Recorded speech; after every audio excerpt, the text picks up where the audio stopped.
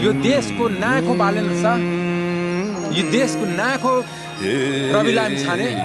हामी दुईटैलाई हामी जनकपुरको जनक जननी जानकी माता सीता जसलाई हामी भन्छौँ, हाम्रो वैदेही पनि भन्छौँ, माता पनि भन्छौँ, साक्षी राखेर मधेसको धरतीबाट देशलाई हामी सम्मानित भाषामा भन्न चाहन्छु।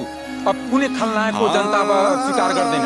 देश नायक खोजिरहेछ, नायक जन्म लिइसकेको छ, नायक काठमाडौँमा पनि देखायो, देशमा पनि देखाउँछ।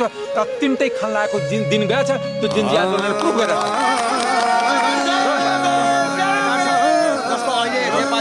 नेतृत्व परिवर्तन भएको छ। तपाईँ लामो समय त्यहाँ कुनै ठाउँ छैन। एउटा कुरा के भने त्यहाँ रामबहादुर गयो होला, श्यामबहादुर आयो होला। म कुनै व्यक्तिगत टिका टिप्पणी गर्नको लागि आएको होइन।